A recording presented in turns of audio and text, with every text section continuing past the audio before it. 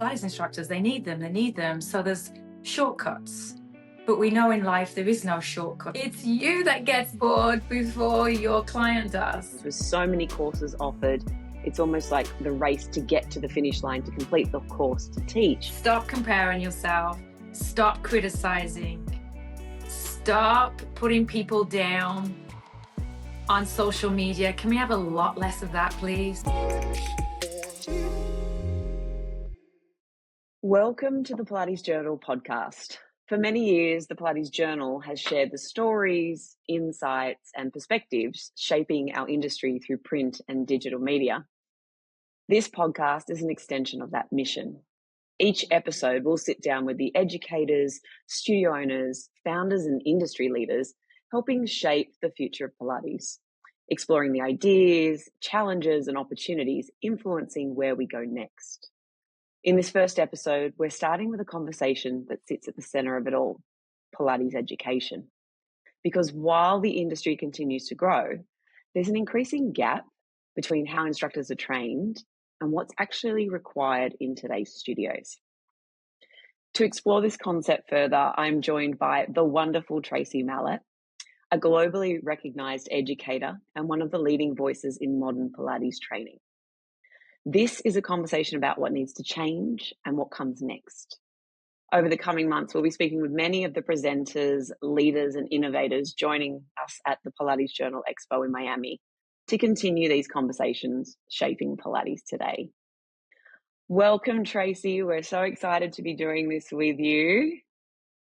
Trace, you've seen so much over the years, so much change. You've worked with countless instructors. Can you tell me, do you think Pilates education is keeping up with the way the industry is evolving right now? Well, because the Pilates industry is going kind of at a very, very fast pace, it's hard to keep up with it. And I think the reason behind this is Pilates education as we know it, as I had learned it many years ago, was developed for that one-on-one or maybe small groups like two-on-one. So we were educated to teach the person in front of us pathologies, how to listen to their bodies, how to look at their bodies, how to analyze with mentorship over a long period of time. However, we don't have time now because the industry has gone so fast that there's so many. The number one thing is Pilates instructors, they need them. So there's shortcuts. But we know in life there is no shortcuts in life. There is no. So I do feel that there is a gap there. However, the bigger models, the bigger educational schools are trying really hard. And I know that because I talk from Balanced Body. I'm an educator for Balanced Body. And I feel that they've really tried really hard to bring back a level of progression, being able to try and develop critical thinking, which is lacking in a lot of these modern Pilates certifications, right? So they're aware that most of those, original certifications that we did, were aimed for one-on-one, but we do need that. As a Pilates instructor, you need to be able to teach one-on-one, but you also need to be able to now teach in a group. So having that element, my experience of going through so many teacher trainings myself as a youngster, as you say, the youngster in the industry, learning the old way and then trying to reevaluate now how the industry is going, I do see the shortcuts and how we can actually help them get them up on their feet. Because at the end of the day, we want them to get out there, represent, make some money. I know that because I know education is expensive, so they got to get out there. So how do we do this? So this is kind of what we're going to talk about today. So the answer to this, I know the bigger schools are really trying hard and are doing a good job. However, there are so many teacher trainings springing up all over the place. And that's where the problem is, because we don't know where the lineage is of where those teacher training programs have come from. So that is what we should be talking about today. How do we address that? Yes. Well, it's funny you say that, Trace, because yes, it kind of leans into the conversation of, because there are so many options out there, it's really hard for new teachers to know which programming or which course is for them, is going to give them the most amount of information. And that knowledge set is lacking across the broader community of people coming into the industry, because they don't know what they're looking for. They don't know what they're looking for in terms of great education. They don't understand what those needs are. And I suppose it's our job to help guide them. I think a lot of the teacher programs do a really, really good job at teaching exercises and the foundations, and hopefully movement principles, the principles behind movement. I do find some of them don't have that element, which I know for some people might find it extremely boring. I actually find it really interesting to dig deep of the movement principles behind movement, because essentially we are teaching movement. So they do a really good job at that.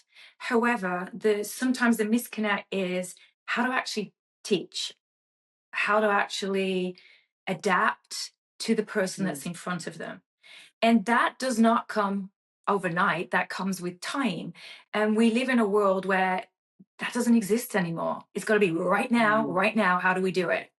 And there is no happy answer to any of this.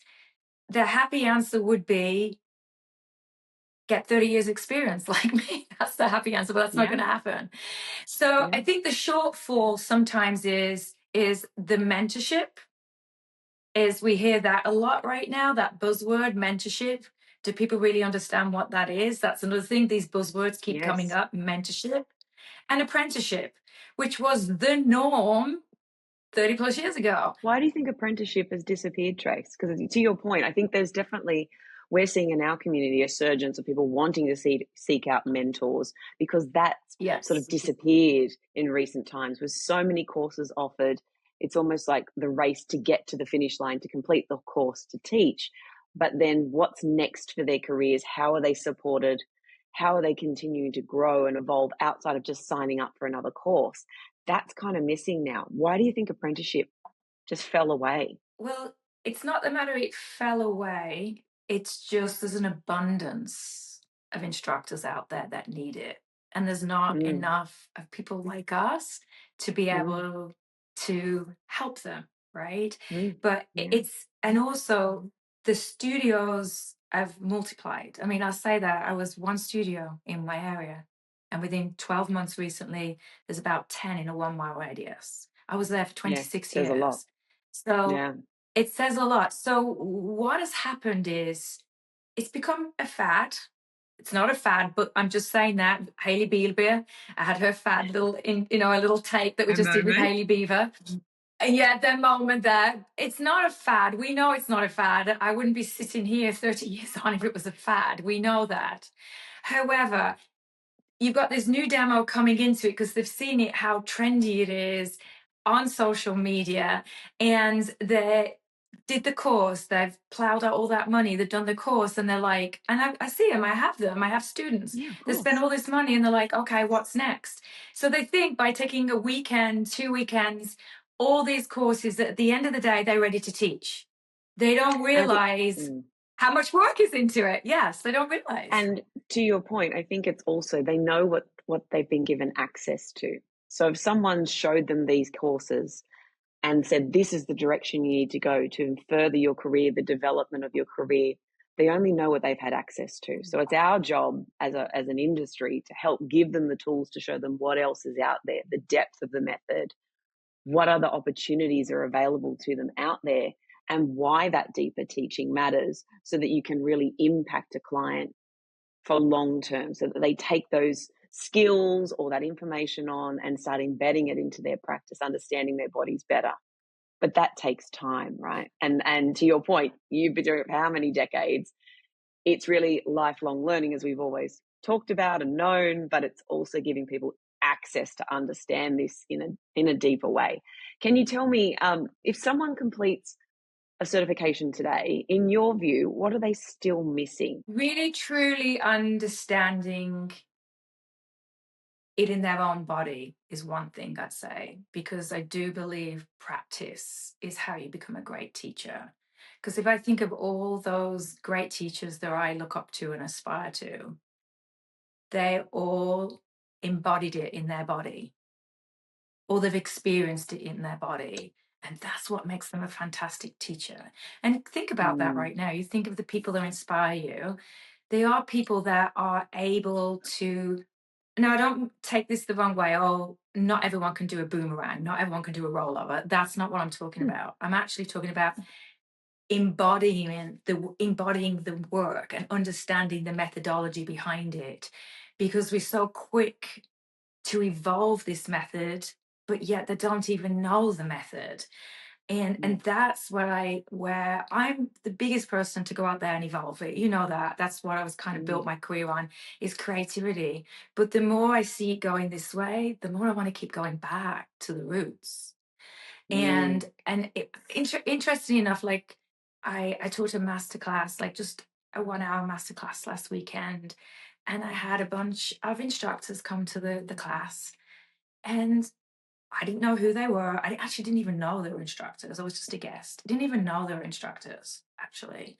I thought they were just normal people. So I walked into that room and entered that class as if they were not instructors, that they didn't even know what they were doing. I didn't even know. There was no, mm, I didn't know what they were. So I walk in, teach this class, and I did a class like I normally would teach, 80% classical, 20% contemporary. I taught to them, very hands on, always mhm, cueing. And at the end of the class, I found out that 80% of them were instructors. And every one of them, which made me so happy, had said, "That's the class that we've been looking for." And I said, "Well, that's the class that you've been taught." And they said, mm, "Well, we've never been taught a lot of that movement." And I'm like, "Well, you said you're Pilates instructors." He said, "Yeah, but we never learnt any of those exercises." That made me really sad. Like, this is no judgment. I don't want the Pilates police coming after me here. I don't know where they went to. But it was a snapshot in time for me to realize that. mm. And I see The this, I'm going support that's back to required. having the support, and Yeah. that they felt, and that made me happy that they felt comfortable telling me that they knew I wasn't going to Yes. judge them. And to your point, Does I that think also, resonate? yeah, and I think it's a case of, I don't think with those programs that are out there, they're also doing their best. Their knowledge set has come from someone else who's taught them the things that they think are the key principles. And they're Yes. also still Yes. on a learning journey themselves. I'm sure Yes. with any teacher training program, it's variations and it grows and it gets stronger in the content you produce based off feedback that you get from those who do those courses, and it gets better over time. But to your point, Yes. there's things that are missing that are making these teachers don't have confidence when they stand up at the front of the room, and they don't know what they're missing until they've experienced it.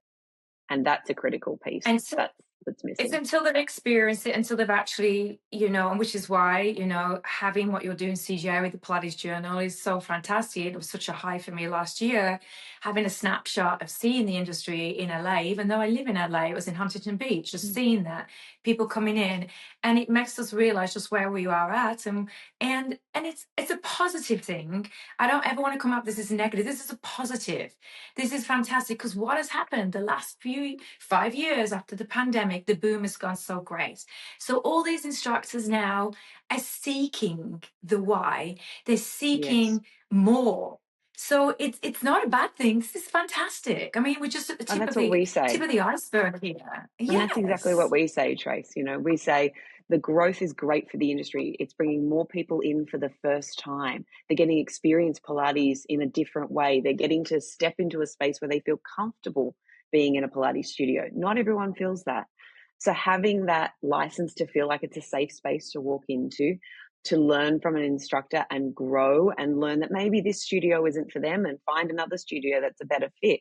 That's all part of a client's journey, and it's our job to help them understand their bodies in a deeper way, like you were talking, embodiment, exactly that. It's finding a safe place, to a place where they can feel that they can ask questions. And I know, as Yes. being a student in my early life, is having a safe place to ask questions. I've been very fortunate in my career.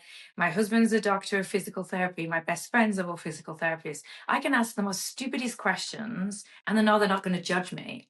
And I can ask them, Mm. well, I like how you've said that, but can you give me a bit more layman terms, like how I can understand that and how I can Mm. develop that into teachers that can relay on to people that don't know anatomy. So there's that Yeah. whole other thing too. So I've had that safe space, but I know a lot of these people don't. So I think it's up to the educators to create that safe place that it's okay that we're all learning together. And it's Yes. the educator to be empathetic, not criticizing, to meet them where they're at. And I keep saying this and I keep saying it. And I think that's when we'll be able to evolve with people feeling secure in the industry. It's just confidence. It's just someone to It's a say, really good point. you can step into it. You've got the power to step into that space. You just need to do this, this, and this. That's all it is. It's Absolutely. simple. Just do this So and this. tell me, what does a better model of Pilates education look like to you? What does it need to be?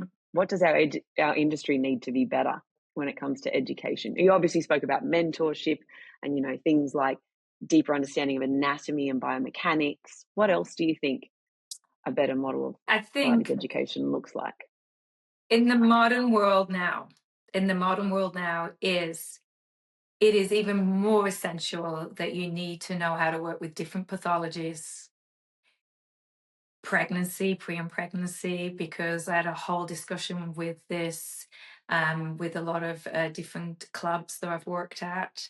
Obviously, pregnancy always has been usually private, one-on-one, or if you've been doing you're pregnant, been doing Pilates before you got pregnant, you can continue on with it. However, now when you've got 25 reformers, you might have someone show up that is 3 months pregnant, never done Pilates before, and then you're next to somebody who's been doing Pilates for 10 years, and then you're next to somebody who's got herniated disc.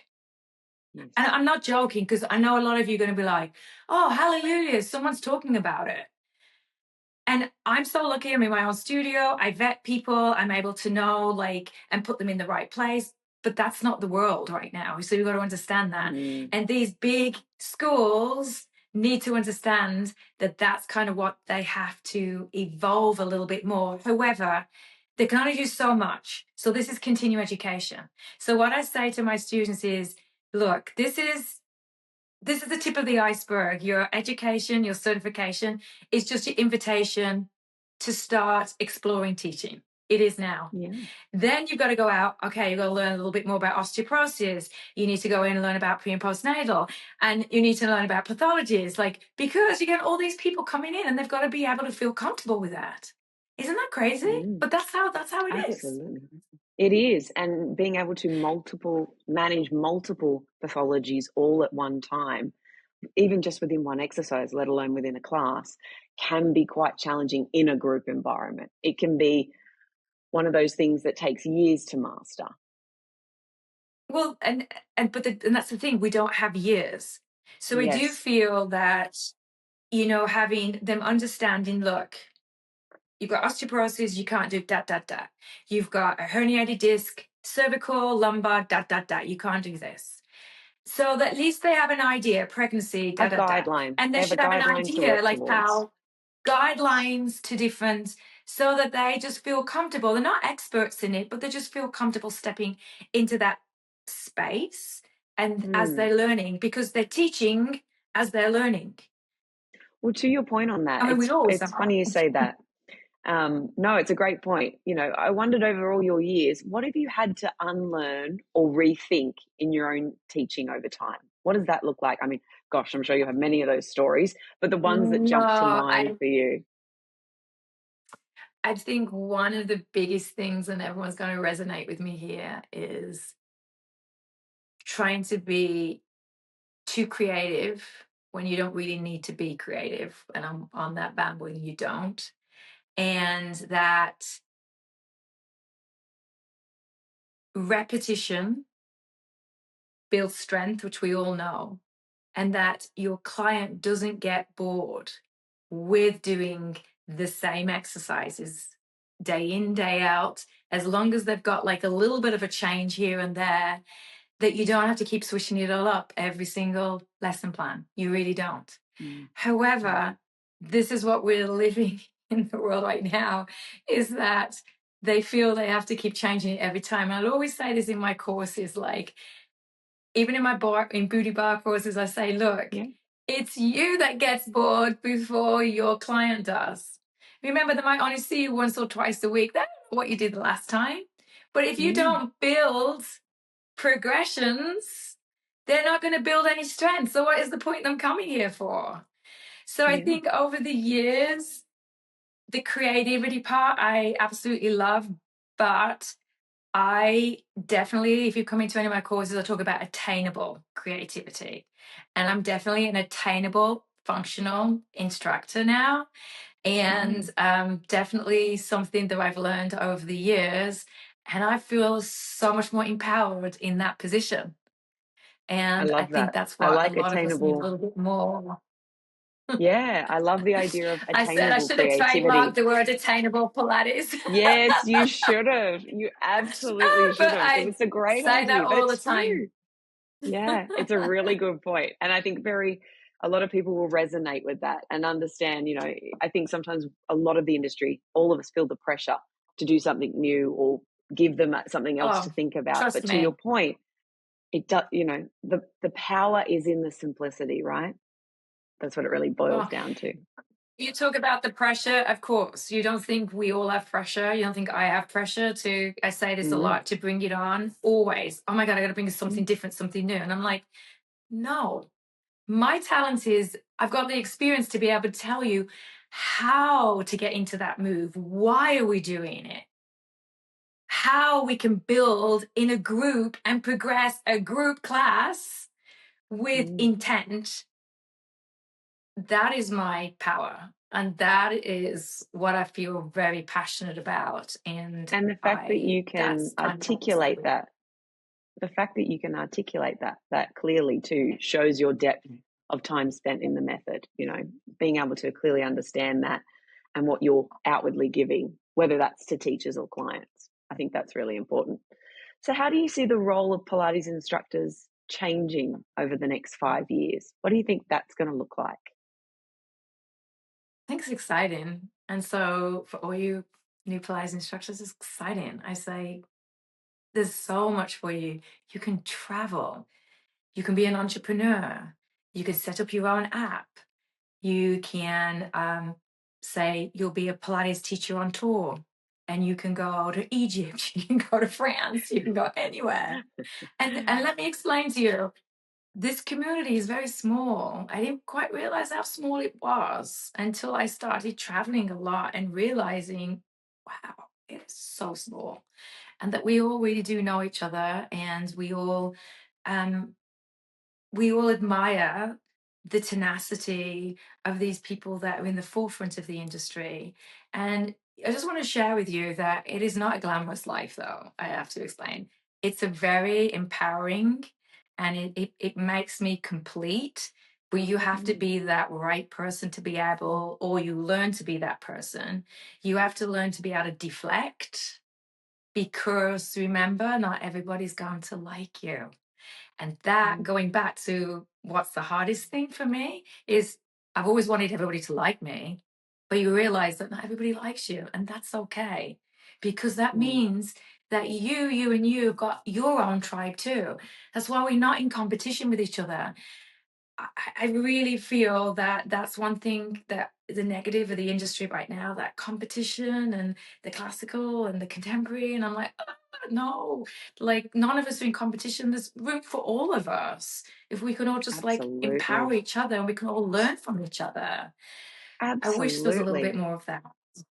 Yeah, and I think that's why, that was part of the reasons we created the Pilates Journal as well, was to create that united community. We can have different ideas, we can approach things differently. At the center, we're all about helping people move better, creating better experiences for our clients. We can all learn from each other. In my view, you can learn from a teacher who has been teaching for 4 years or for 20.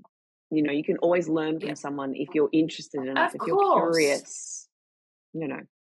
And that was It's one very feedback that I got from the people that came to the Pilates Journal in January. The biggest feedback was, wow, it was so nice to mingle with other instructors and also teachers and talk to them like the normal people. I went, yeah, we're just normal people. We're just the same as you. Mm. And for them, it was really, I think it was really inspiring for them. I think then they felt like it was attainable, you know, because a lot of them were aspiring to be better or do better or go places or build their own empire. And I think that was really lovely. I really did like that. That's why I'm here, because that's part of me. Love it. And Yeah. Trace, when it comes to education programs, just stepping back a step, obviously there are so many education programs out there at the moment. They're booming. You only have to scroll through Instagram and there's someone offering a teacher training course of some description out there.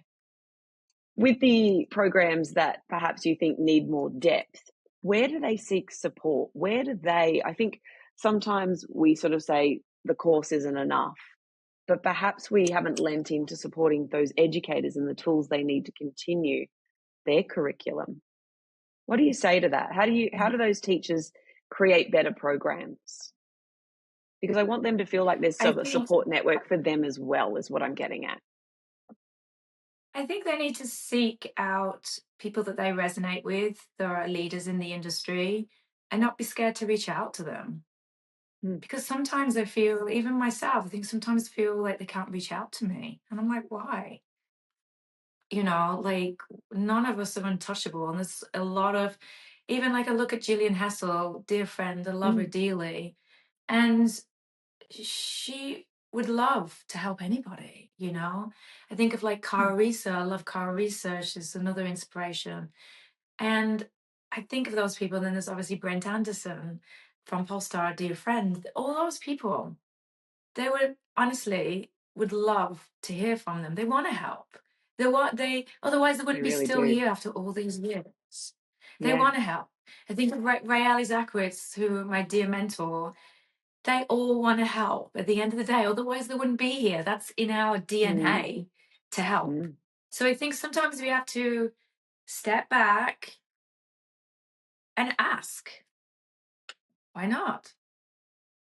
Absolutely. And I think also reaching back to that lineage is really important. So it stays a little bit more closer to where it's supposed to be and not so fitness focused. Don't get me wrong, I love fitness, I love bar, that I love the fusion, but I also do love just the classics of Pilates. And I've done for so many years try to separate bar and Pilates. I've never called bar Pilates. To me, it is like standing Pilates, but it's not. I've never done that. So that's another topic of mat work. Yes. Now Which is we will come everything to. everything is called Pilates, but it's bar. We know that, so that's the whole other topic. Yeah, Don't get me on that we'll do one. another one of these and we'll unpack that separately. I think that's a great one. Now, Trace, to finish, if you could change one thing about the industry right now, what would that be?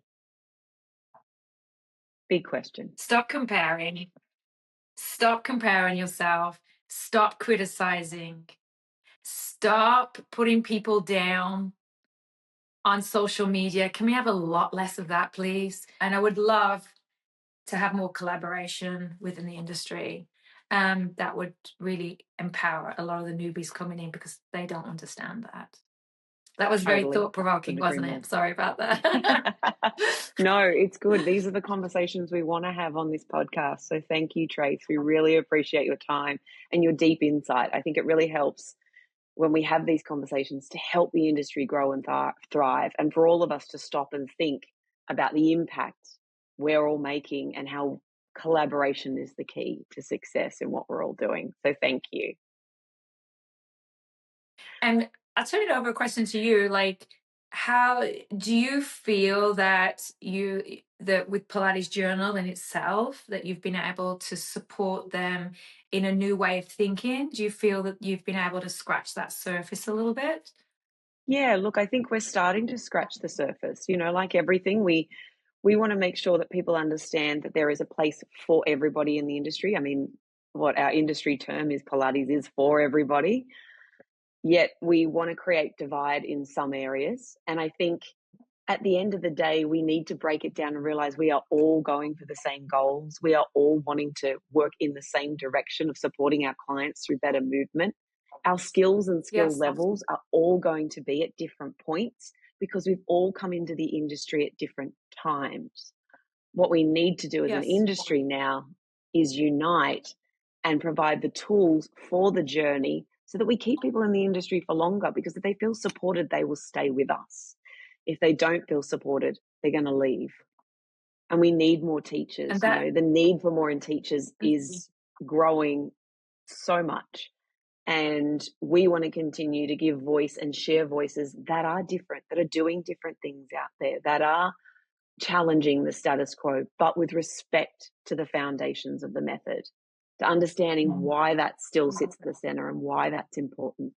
But it's a journey, and it's taking people on a journey and being open-minded to be in those conversations, because like everything, information is power. The more you allow people to know more about what your competitors are doing or understanding what brands are doing really well, you can model and shape off those things once you understand it. So it's an exciting time to be in the industry. We just need to make sure we give voice and support to all those parts of the industry so that we grow forward together. I'll finish on this. Love what you said. And I always say, don't chase trends. You don't need to chase a trend. You're already in it. You already know it. Create your own trend. Be your own person. Don't chase a trend. Be your own person. Be authentic. Be you. It's a really good point. Yeah. Thank you. Authenticity. You can't, that's genuine. People who are authentic, you can see it right away. Yeah. Totally. Well, this Very is true. exciting. Well, I'll be seeing you in September in Miami. Yeah. We're very excited to have Trace coming to our Expo in Miami in September, which is exciting. She's presenting some very exciting workshops and will be on some of our business panels as well. So if you haven't got tickets, of course, now's the time to get tickets, because Trace's sessions definitely are one of the top, most exciting ones at the event.